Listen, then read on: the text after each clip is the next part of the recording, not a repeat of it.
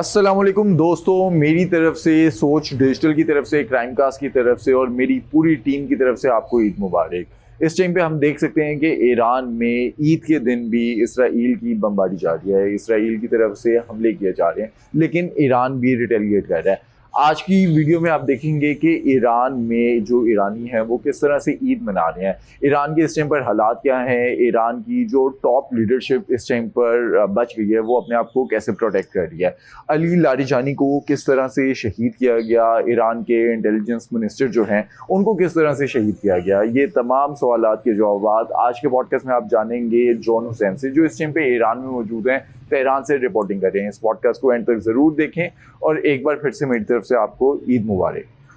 देखिए, पहले तो ईरान ने बार बार वार्निंग दी कि पहले इनके शाराम ऑयल डिपो को हिट किया गया, रिफाइनरीज को हिट किया गया, बार बार कहा। और सऊदीया के स्ट्रेटो टैंकर्स, कतर के, यूएई के जितने भी सपोर्ट के स्ट्रेटो टैंकर्स थे जो जहाजों में, इजरायली और अमेरिकन जहाजों में जो फ्यूल भर रहे थे ऊपर स्ट्रेटो टैंकर्स, और ये जहाजों को बेस भी किया हुआ था, उन्होंने सपोर्ट भी किया हुआ था। तो बार बार वार्निंग दी ईरान ने, कहा कि भाई अब हमला नहीं करना, इनको खुदाफिज कर दो, अमेरिका को यहां से भेज दो रीजन से। फिर दोबारा आपने देखा कि हाइफा के ऊपर हमला किया ईरान ने इस रिटेलिएशन में, और हल्का हाथ रखा फिर भी, लेकिन दोबारा करज के अंदर आपने देखा कि अटैक हुआ एक तंसीबात पे। फिर भी हल्का हाथ रखा ईरान ने सिर्फ जो कुवैत के इंटरनेशनल एयरपोर्ट के अंदर जो ऑयल का स्टोरेज था, अमेरिकन और इजरायली एयरक्राफ्ट के फ्यूलर्स, उसको हिट किया और कहा कि अब नहीं करना। तो खार्क आइलैंड के ऊपर जब हमला किया ईरान के, तो ईरान ने फिर कहा कि ये लास्ट वार्निंग है, अब हम बिल्कुल भी बर्दाश्त नहीं करेंगे किसी भी तरीके का हमला। अब जो अटैक किया ईरान की साउथ पार्स फील्ड के ऊपर, बुशहर के अंदर, उस पे उन्होंने कह दिया था उससे पहले कि अब अगर हमला होता है खार के बाद, हम पूरे खत्ते के अंदर जितने भी अमेरिकन और इजरायली सपोर्टिव जितने भी मुल्कों के अंदर बेसिस हैं और जो सपोर्ट कर रहे हैं इनको, उनकी ऑयल फील्ड्स के ऊपर आग लगा देंगे, उनको खाक में मिला देंगे। और जाहिर है ईरान ने मजबूरन ये काम किया, कोई शौक नहीं था ईरान को ये काम करने का, लेकिन मकसद सारा यही है कि भाई इनको यहां से चाहिए, कि गल्फ कंट्रीज को चाहिए कि सपोर्ट करना बंद करें और यहां से निकालें अमेरिका और इसराइल को। पिछले 2 दिन में हमने देखा अली लारिजानी जो हैं उनको शहीद कर दिया गया, उसके बाद कल जो इंटेलिजेंस मिनिस्टर थे उनको भी शहीद कर दिया गया। अब इसराइल किस तरह से अटैक करता है, इन लोगों की शहादत कैसे हुई, क्या जो अमेरिका या इसराइल के एसेट्स हैं, जो जासूस हैं वो ऑन ग्राउंड मौजूद हैं, जो इंफॉर्मेशन पास करते हैं और फिर ये अटैक किए जाते हैं। देखिए, पहली बात तो मैं क्लियर करूंगा, कोई दो राय नहीं है कि ईरान के अंदर जासूस हैं, ये बात स्टैब्लिश्ड है। और कोई दो राय नहीं है कि इनकी इंटेलिजेंस एजेंसी बनिस्बत अमेरिका और इसराइल के कमजोर है, ये तो मैं एक्सेप्ट करता हूँ ईरान में बैठ के। और अब आते हैं असलियत के ऊपर। सिक्योरिटी प्रोटोकॉल्स ये रखते हैं, फोन्स यूज नहीं करते, फोन्स जो है वो साइड पे होते हैं इनके सबके, सिक्योरिटी स्टाफ के और सारी सारी चीज़ों के फोन्स जो है वो नहीं होते। वेटिंग की जाती है सिक्योरिटी ऑफिसर्स की, कांस्टेंट जो है उनको देखा जाता है कि वो किस तरीके का, किससे बात कर रहे हैं, क्या कर रहे हैं, ये सारी इंटरनल प्रोटोकॉल्स फॉलो होते हैं। अब देखें अली भाई, ये जो लोग हैं ना, ये जो जनरल्स हैं, ये जो पॉलिटिशियंस हैं बड़े बड़े, ये सारे नॉर्मल रेजिडेंशियल अपार्टमेंट बिल्डिंग्स में रहते हैं बेचारे। ये कोई अलग इनका कोई बंगला या कोई कॉर्डन ऑफ एरिया नहीं है जहाँ ये रह रहे हो। सबको पता है वो कहाँ रहते हैं, क्या करते हैं। आयतुल्ला खामनाई का भी पता था कि वो ऑफिस में होते हैं या अपने घर पे होते हैं, वो कहीं जाते नहीं है। तो एक तो अमेरिका और इसराइल को इतनी मेहनत नहीं करनी पड़ेगी कि वो किसी को जमीन पे भेजें पता लगाने के लिए कि लारजानी कहाँ है। एक फोन का सिग्नल टैप करना है, ट्रेस करना है, या सैटेलाइट के थ्रू देखना है कि मूवमेंट कहाँ हो रही है। और सर्वेलेंस सिस्टम ऑलरेडी उन्होंने हैक किया हुआ है, जो भी ईरान के अंदर सर्वेलेंस सिक्योरिटी कैमराज हैं वो पहले ही हैक किए हुए हैं। तो इतना मुश्किल नहीं है किसी को निशाना बनाना, और आगे भी शहादतें होती रहेंगी। ईरान जितना कर सकता है वो करता है, लोग जितना कर सकते हैं वो करते हैं। अब बंकर में तो नहीं चले जाएंगे ना यार, ये इमाम हुसैन से इंस्पिरेशन लेने वाले लोग हैं, मैदान जंग में खड़े रहने वाले लोग हैं। जब हमारे हुजूर सल्लल्लाहु अलैहि वसल्लम, इमाम हुसैन, हजरत अली, ये जंग के अंदर डटे रहे, खड़े रहे, तो ईरान भी मैदान जंग है यार। ये उनसे इंस्पिरेशन लेते हैं, कंपेयर तो नहीं कर सकते जाहिर है इन पर्सनैलिटीज को इनसे, लेकिन ये इंस्पिरेशनल लेते हैं, उनकी सुन्नत फॉलो करने की कोशिश करते हैं और दिखाना चाहते हैं कि भाई हम जो है वो खड़े रहेंगे जंग के अंदर, कोई मसला नहीं, अल्लाह की अमानत है जान। तो बिल्कुल ये भी है कि इंटेलिजेंस के जो है वीकनेस है, लोग मोसाद के एजेंट्स भी हैं, लेकिन साथ ही साथ ये भी रियलिटी है कि सैंक्शनड मुल्क है। इसराइल का पूरा फोकस ईरान के ऊपर इतने टाइम तक सिर्फ ईरान को डिस्ट्रॉय करने में ही लगा रहा, मोसाद का। और मोसाद के पास किस किस का सपोर्ट है? CIA, MI6, कनाडा की agencies, German intelligence, French intelligence, दुनिया भर की इंटेलिजेंस एजेंसीज की रिसोर्सेज ओपन है। ईरान कितना ही टेक्नोलॉजी इंपोर्ट कर सकता है, ईरान अकेला आइसोलेशन में कितनी ही अपनी इंटेलिजेंस स्ट्रॉन्ग कर सकता है भाई, मुझे ये बताएं। तो आई थिंक कंपैरिजन करना गलत है, लेकिन एक्सेप्ट बहरहाल करना चाहिए। वीकनेसेस हैं, उनके ऊपर भी ईरान को काम करना चाहिए। और अभी भी बड़े पैमाने पे तो इतना नहीं है कि ऑफिशियल्स के अंदर कोई जो है वो ये महमूद निजात की जो बात की जाती है, वो मुझे नहीं लगता कि इतनी वो है इस वक्त सच है कि कोई ऑफिशियल्स के लेवल के अंदर पेनिट्रेशन हो इतनी बड़े पैमाने पे। क्योंकि 8-9 दिन तक कोई सुप्रीम लीडर नहीं था और यहाँ पे कोई कू नहीं हुआ, कोई रिजीम चेंज की कोशिश नहीं हुई। देखिए ना, कोई अगर ऑफिशियल बड़े लेवल पे इन्वॉल्व होता तो जरूर ये कोई चीजें तो नजर आती हैं हमें, या कोई मिलिट्री का जनरल इन्वॉल्व होता इतने बड़े लेवल पे, या अगर कोई कर्नल लेवल पे भी होता। कर्नल गद्दाफी जब अपनी रेवोल्यूशन लेके आ सकता है, तो यहाँ पे भी एक कर्नल निकल के, ये नहीं कह रहा कि गद्दाफी जो है he was supported by CIA और एनीथिंग, यहाँ पे भी कोई कर्नल आके रेवोल्यूशन तो लाने की कोशिश कर सकता है ना, सो कॉल्ड रेवोल्यूशन। तो ऐसा कुछ भी नहीं हुआ। हमने देखा 9 दिन लीडरशिप के बगैर ये मुल्क रहा। अटैक्स दबादब चले हैं और चल भी रहे हैं अभी तक, और वो रुक नहीं रहे। ये निशानी देता है कि इतना भी कॉम्प्रोमाइज नहीं है सिस्टम जितना समझा जाता है। इस टाइम पे आप तेहरान से रिपोर्टिंग कर रहे हैं। अगर आम आवाम जो है, जो आम ईरानी है, उसकी सिचुएशन बताएं। क्या पैनिक है? क्या परेशान है ईरान? कोई पैनिक नहीं है। मैं तो खुद भी 12 दिन की जंग में भी मैं बोलता रहा कोई पैनिक नहीं है, कोई केओस नहीं है, हर जगह बोलता रहा। अब सीएनएन आया, सीएनएन ने कंफर्म किया, क्योंकि लोगों को ईरान की खबरों से कोई भरोसा नहीं होता। उनको सीएनएन जब तक ना कह दे तब तक जो है वो भरोसा नहीं होता। अल्हम्दुलिल्लाह अब तो सिचुएशन चेंज हो गई है। काफी लोग हैं जो भरोसा करते हैं खबरों के ऊपर ईरान से भी। तो सीएनएन ने भी कंफर्म किया, स्काई न्यूज ने भी कंफर्म किया कि कोई पैनिक नहीं है, कोई केओस नहीं है। कोई वो जो ट्रम्प सोच रहा था कि मैं आऊंगा, मैं हमला करूंगा, यहाँ लोग बाहर आ जाएंगे, 6 दिन में मैं चला जाऊंगा, रिजीम चेंज हो जाएगी, कोई ऐसी बात नहीं है। दूध, अंडे, दही, चावल, आटा, सारी चीजें ओवर सप्लाई में, उनके ऊपर डिस्काउंट लगा हुआ है।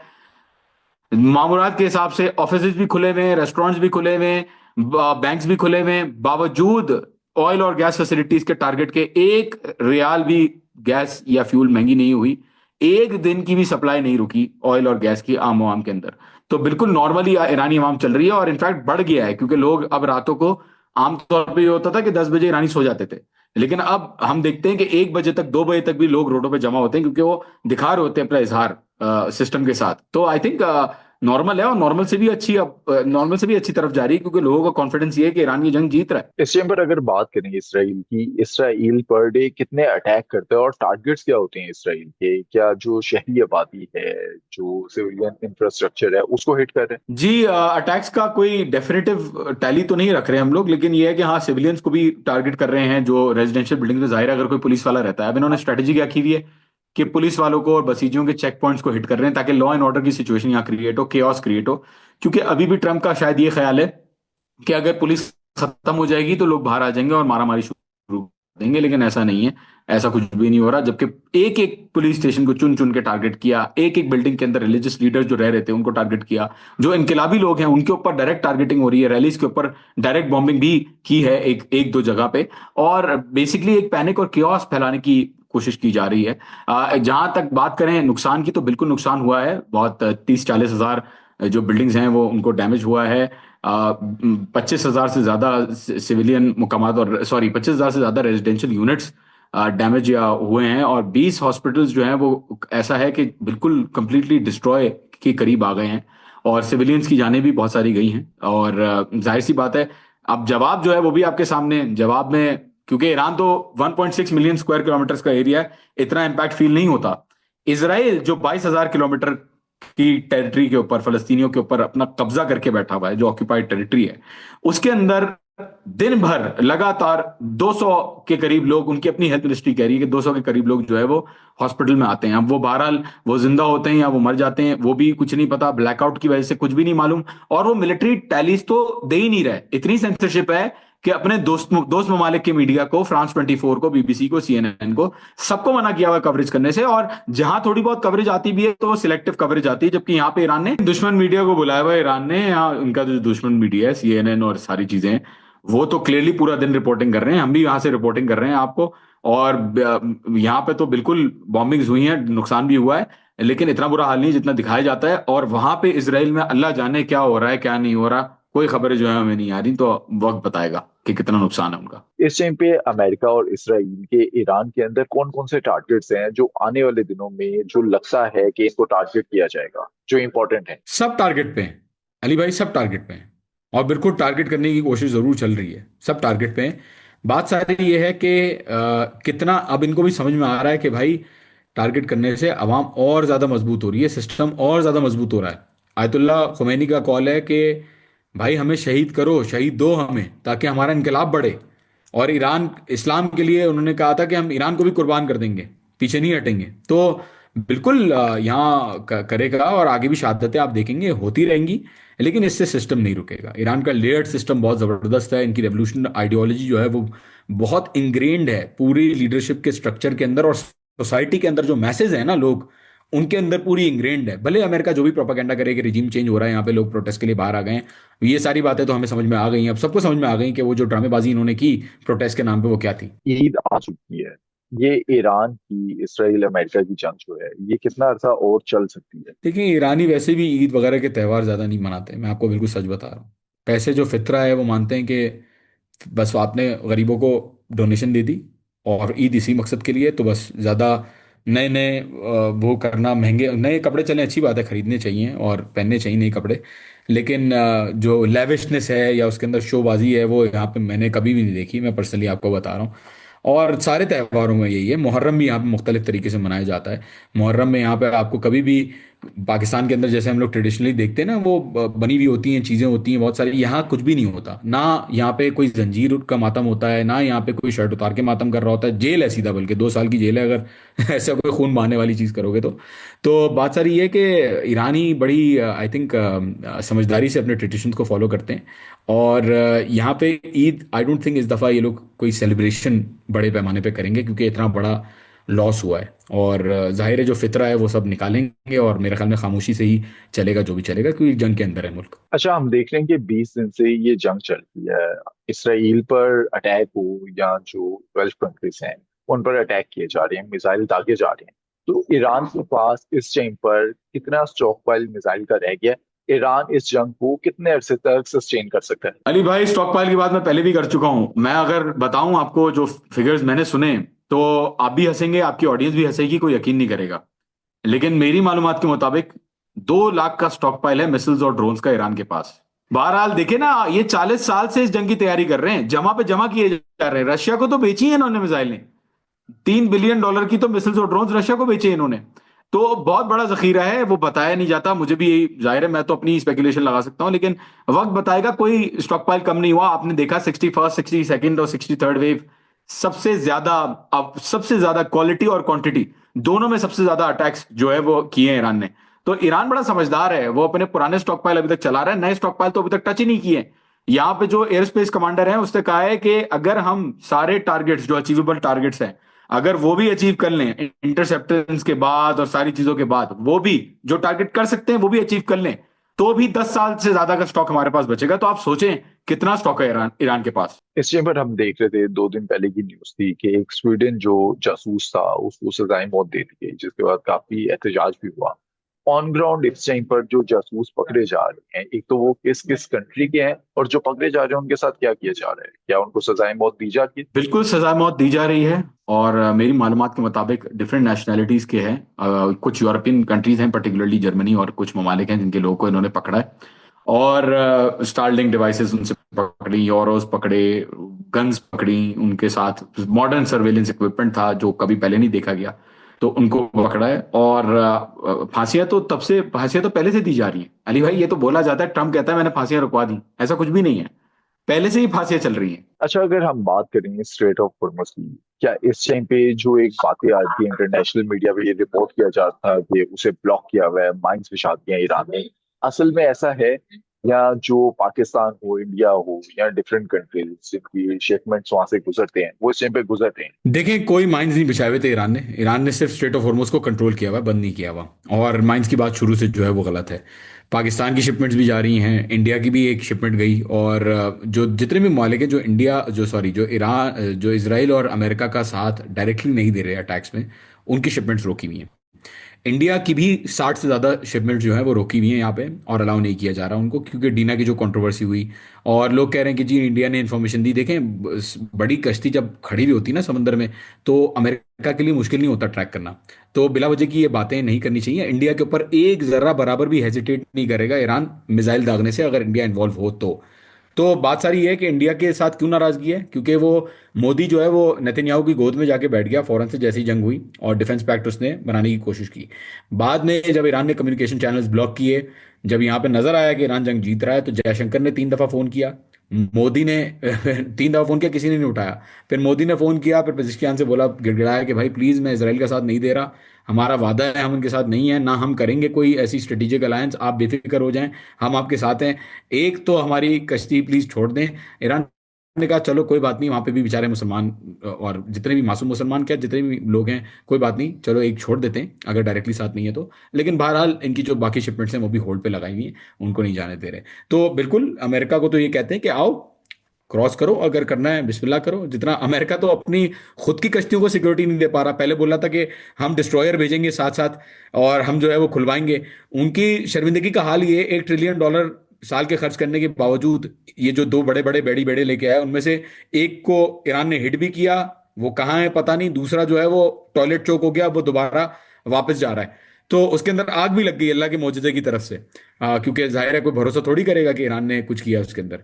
तो बहरहाल बिल्कुल जिसको आना है आए और देख ले, टेस्ट कर ले वाटर्स को। ईरान तो कह रहा है कि खुला है। इस जंग में अब तक ईरान को, इसराइल को, अमेरिका को और जो गल्फ कंट्रीज हैं उनको कितना कितना नुकसान है? देखिए, नुकसानात जंग के अंदर क्वांटिटी के हिसाब से या लीडरान के हिसाब से नहीं देखी जाती। जंग के अंदर हमेशा ऑब्जेक्टिव्स की गेम होती है। चेस के अंदर हमेशा ना चेकमेट और किस तरीके की बोर्ड के ऊपर स्ट्रैटेजी बनी हुई है, कहाँ आपकी पोजीशनिंग हुई हुई है, ये चीज़ें मैटर करती हैं। ईरान की अगर पोजीशनिंग देखें, ईरान ने क्या, अमेरिका की पहले देख लेते हैं चलें।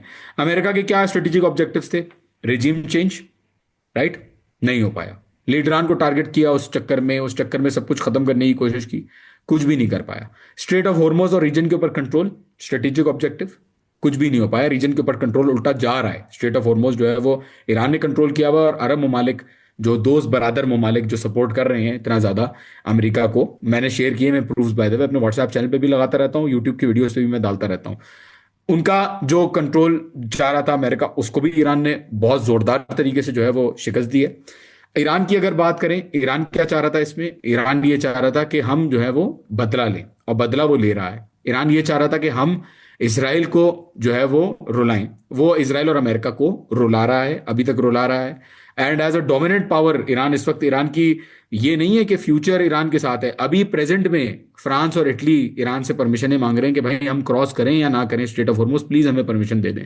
तो ईरान के ऑब्जेक्टिव्स जो पूरे हो रहे हैं वो हो रहे हैं। बहरहाल लीडरशिप का नुकसान हुआ है, नो डाउट। सिविलियन इंफ्रास्ट्रक्चर का भी नुकसान हुआ है, नो डाउट। लेकिन आगे जाके हो सकता है कि ईरान स्ट्रेट ऑफ हॉर्मुज के पैसेज पे कंट्रोल रखे और चार्ज भी करे, क्योंकि इसकी नेवल बाउंड्री है, जैसे सुएज कैनाल के अंदर होता है वैसे इस तरीके से ईरान भी, अब पहले नहीं कर रहा था, अब जो है अपनी मैरीटाइम बाउंड्री का राइट एक्सरसाइज करेगा। अच्छा, इसराइल का क्या ऑब्जेक्टिव्स था? अमेरिका को जंग में लेके आके ईरान को तबाह करना। अब वो जंग में ले तो आया है, लेकिन ईरान को तबाह नहीं कर पाया। वो लेजर लूजर जो भी वो जो सिस्टम था जो वो लगा रहे थे, और जो पता नहीं क्या क्या कह रहे थे कि हमने नई नई टेक्नोलॉजियां बना ली हैं, कुछ भी नजर नहीं आ रहा। 100 रॉकेट्स मारे हैं ईरान और उसके एलाइज ने, और 100 के 100 रॉकेट्स एक टाइम पे जब मारे थे 37th वेव के अंदर, 100 के 100 रॉकेट गिर गए बगैर इंटरसेप्शन के। अभी भी उनकी जो डांसिंग मिसाइल्स हैं वो रुला रही हैं उनके सिस्टम को। तो इसराइल के अवाम भी बंकर में है, लीडरान का कुछ पता नहीं। एआई वीडियोस भी आ रही हैं, कह रहे हैं लोग, बहरहाल कॉन्स्पिरेसी भी हो सकता है जिंदा ही हो, लेकिन वीडियोस भी ऐसी आ रही हैं कि शायद लीडरान भी इनके जो है वो खत्म हो चुके हैं, और बहुत बुरा हाल है वहां पे। गल्फ का क्या था पॉइंट? गल्फ का पॉइंट ये था कि हम सर को जो है वो खुश करें, सर हमारे साथ राजी रहें, ताकि हमारी जो सिक्योरिटी है वो इंश्योर हो सके, और सर जो है वो हमें प्रोटेक्ट करेंगे, क्योंकि इतने सालों से बिलियंस ऑफ डॉलर्स की इन्वेस्टमेंट बेचारे अरब ममालिक ने की है अमेरिका के ऊपर, ट्रिलियंस की, बल्कि वेल्थ फंड इनके ट्रिलियंस के, और डिफेंस बजट में हथियार खरीदे, और इसराइल के ऊपर जो मिसाइलें जा रही थी उनको रोका। गाजा के ऊपर इन्होंने जो है वो या तो इब्राहिम अकॉर्ड में चले गए, या तो पीस बोर्ड में जाके बैठ गए, या तो डायरेक्टली जब गाजा, जब फलस्तीन इनके हाथ में था, वेस्ट बैंक इनके हाथ में था, जब आपको याद होगा जंग के दौरान इनके अरबों की भी जंग हुई थी इसराइल के साथ, तब भी उसको आज़ाद नहीं किया अपने लिए। बस हमेशा भाई इनका ऑब्जेक्टिव ये अपनी बादशाहत होल्ड करना, तो ये बादशाहत अपनी होल्ड करके बैठेंगे अभी। लेकिन इनके मुल्कों का कुछ फ्यूचर जो है मुझे नजर नहीं आ रहा, क्योंकि सारी क्रेडिबिलिटी, सारी सिक्योरिटी, सारी रियल एस्टेट, सारा पैसा जो है वो निकाल चुके हैं लोग। अब ये सारे प्लेयर्स का आपके सामने जो पोजीशन है, आप खुद बताएं कौन इस वक्त कितने स्ट्रेटेजिक ऑब्जेक्टिव जो है अपने मीट करवा पा रहा है। एक बात तो फॉर श्योर है, ड्राइविंग सीट पे इस वक्त ईरान बैठा हुआ है, और फैसला जंग खत्म कब करनी है, किन टर्म्स से करनी है, कैसे करनी है, ये सारे फैसले ईरान करेगा। बिल्कुल, ये सारे फैसले तो ईरान के पास हैं। लेकिन अगर new supreme leader Mushtaba Ali Khamenei साहब की बात करें, वो इस टाइम कितने हैं? वो सामने नहीं आ रहे, जो सोशल मीडिया पर आ बहुत रहे हैं। अच्छी कंफर्म बहुत नहीं अच्छी कह बात है सकते, यार। लेकिन हम्म। सोशल मीडिया पर आ रहा है कि वो रशिया में हैं, उनको जो इंजरी आई है उसका ट्रीटमेंट चल रहा है। असल बताएं, असल में भाई क्या है? भाई अगर रशिया जाना होता तो सुप्रीम लीडर, पहले तो बात यह है कि ईरान के बारे, आयतुल्ला खामनाई के बारे में भी ये कह रहे थे रशिया चले गए, बंकर में है रशिया चले गए। ये करते क्या है, वेस्ट बड़ा तेज है, प्रोपागेंडा का मास्टर है। असली खबरें भी होती हैं वो भी देते हैं, साथ साथ उसके अंदर मिर्च मसाला भी लगाते हैं, उसके साथ साथ अपनी झूठी खबरें जो है वो साथ ही साथ डाल देते हैं, ताकि आपको भरोसा हो कि हाँ यार ये जो कह रहा है बिल्कुल सही कह रहा है। फॉर एग्जाम्पल मैं आपको एग्जाम्पल्स देता हूँ। पहली एग्जाम्पल आयतुल्ला खामनाई की शहादत की। बिल्कुल उन्होंने टारगेट किया, बिल्कुल वो शहीद हुए, लेकिन उन्होंने क्या कहा, अमेरिका और इन्होंने, इसराइल ने, बंकर के अंदर वो थे, और बंकर के अंदर लीडरान पेजिशकियान भी था, सब लोग थे, सब शहीद हो गए, उनमें से एक बंदा बचा जो कि हमारा एजेंट था। उसके बाद वो बंदा मेराक्युलसली जो जिंदा होकर बाहर आके उनको तस्वीर दिया। मतलब एब्सोल्युटली नो सेंस, मतलब इसके अंदर कोई 4 साल का 5 साल का बच्चा भी ये कहानी सुनेगा तो उसको भी फेरी टेल लगेगी। तो बिल्कुल शहादत हुई, वो अपने घर में कंपाउंड में थे। कोई ऐसी बात नहीं है कि कोई बंकर में थे, ना ही मुस्तफा खामनाई बंकर में। ये सारी बातें इसलिए कर रहे हैं, ये की क्यों जा रही बातें ये भी मैं आपको बताता हूँ। ये बातें इसलिए की जा रही हैं क्योंकि मोहम्मद अली साहब ने जॉन को बोला कि भाई क्या ये वाकई में है ऐसा। अब जॉन क्या करेगा, जॉन फोन मिलाएगा 2-3 दोस्तों को, वो 2-3 दोस्त किसको फोन मिलाएंगे, वो 2-3 और दोस्तों को फोन मिलाएंगे। इस तरीके से सब एक दूसरे को फोन मिलाएंगे। कोई ना कोई ऐसा बंदा होगा जो मुस्तफा खामनाई के पास होगा और जिसको कॉल आएगी कि यार बताओ क्या सीन है। जैसे ही वो आएगी ना खबर, वो ट्रैक होगी, क्योंकि इसराइल तो ट्रैक कर रहा है हर चीज, और वो उनको पता चल जाएगा, अच्छा जी यहाँ पे अब इनको टारगेट करो। इसीलिए कोई वीडियो, ऑडियो, किसी भी तरीके का सबूत जो है वो ईरान नहीं देना चाह रहा। जो सोचने सोचने दे, कोई कोई इसमें कोई दो राय नहीं है, सोचने दे। हम देखते हैं कि डोनाल्ड ट्रंप जो है फ्रस्ट्रेटेड है इस टाइम पे, और बात हो रही है कि ईरान में जो ट्रूप्स हैं उन्हें जमीन से भेजा जाएगा। ईरान के ग्राउंड पे, ऑन ग्राउंड जो है वो ट्रूप्स आएंगे। आपको लगता है कि ऐसा होगा? और इन केस अगर ऐसा हो गया, जंग किस शक्ल में आप देख रहे हैं? देखें, दीवानगी में तो कुछ भी मंतक नहीं होती। पहले भी मैं सोच रहा था कि ये शायद आयतुल्ला खामनाई को अटैक नहीं करेंगे, और इन्होंने गलती की, पछता रहे हैं। और ये ग्राउंड ट्रूप्स वाली चीज़ भी गलती कर सकते हैं और बिल्कुल करेंगे, इसके चांसेस हैं कि वो खार्ग आइलैंड के ऊपर भेजें। लेकिन अली भाई लेट मी टेल यू, ये ब्लड बाथ होने वाला है। ये अमेरिका डेथ वारंट साइन कर रहा है अपने बेचारे सोल्जर्स के लिए जो नहीं आना चाह रहे, जो टी शर्टें चोक कर रहे हैं ना जेरल्ड आर फोर्ट के अंदर, वो नहीं आना चाहते, उनको भेज के यहाँ पे उनका डेथ वारंट साइन कर रहा है ट्रंप।